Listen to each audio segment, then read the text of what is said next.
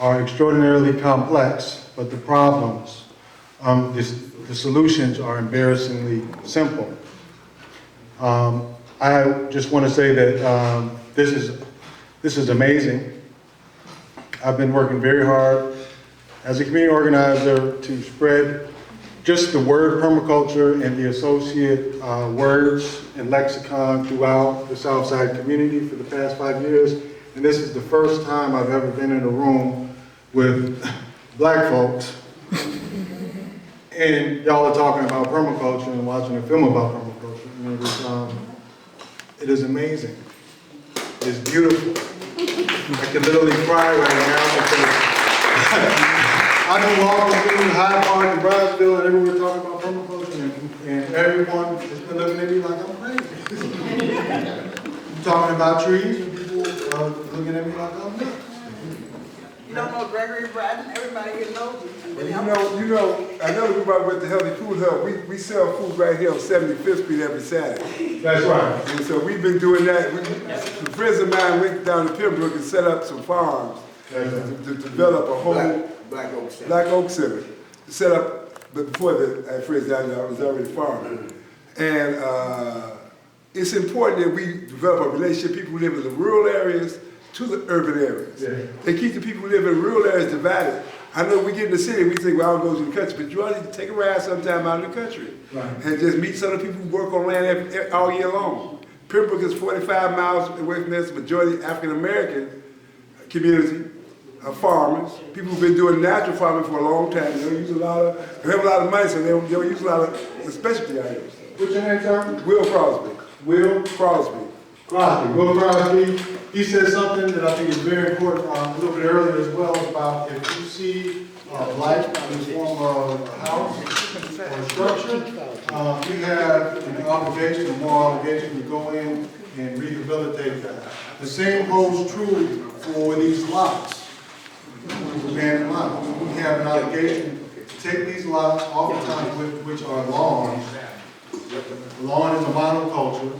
It's a non-functional agriculture, meaning it doesn't produce any fruits, it doesn't produce anything that we can eat, especially if we do not let it grow and let the edible weeds come up.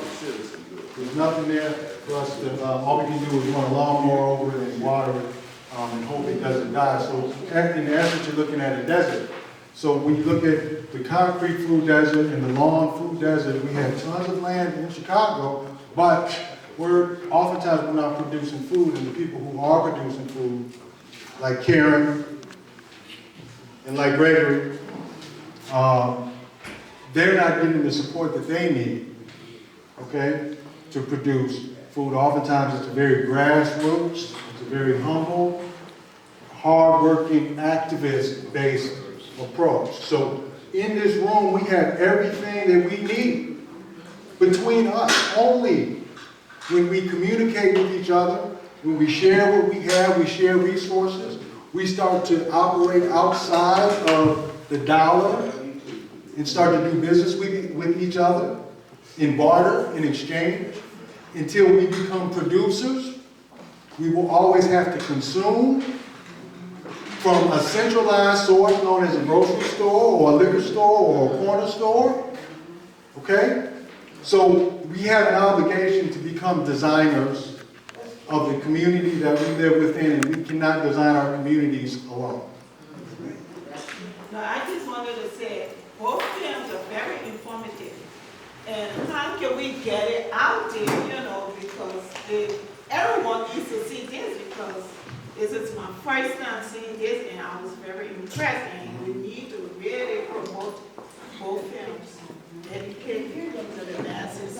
So the way we get it out there, okay, the problem we have, the reason why we have so many problems getting information like this out here is because we don't have spaces where we can come together and share information. So the church is the #1 space because we can go outside and turn a lot into a garden, but when it gets cold, we can't go out there, it's too cold. So we need to Hold up. It's not true. We believe growing in the winter time. We grow in the snow time. In the snow, we grow. I'm not talking about growing, I'm talking about sharing information. Are we be warming up in there? Okay, Okay, so if you look at the Because we're not gonna grow food outside in the winter. We need a greenhouse. So how far do we have to go to find a greenhouse? Do we have a greenhouse in our community? Do we have a? Yes, we do. Do we have? 807. Okay, so these are the questions.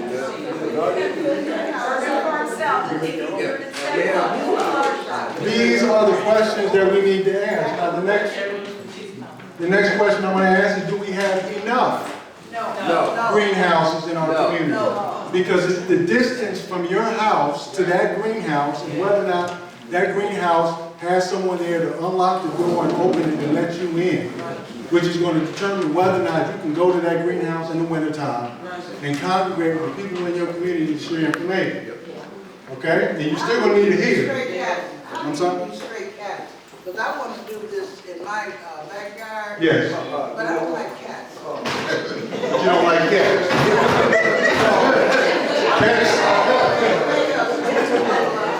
Cats can be your friend because if you have a garden that has rats in it, you want a cat. You might want a couple other things too. I'm sorry? I'd like to make one statement, because I'm actually short because I ran special services. Okay. I brought these little dishes here because I took the help of my brother Gregory because he runs so many gardens and farms. I don't know if you all know Gregory, and you know he needs seeds. So if you give a donation, I'll give you one of these things for you giving a donation. So you give, I call it added value. You gave him some money so he could buy some seeds. How many gardens is that we trying to get? We have 74 gardens, 10 over the farm. So we had about 84 spots we're trying to fill up, and we need seeds for those 84 spots. And whatever you donate is your choice to buy seeds. Whatever you choose to give, you can get one of these. I got about 30 of them, so that's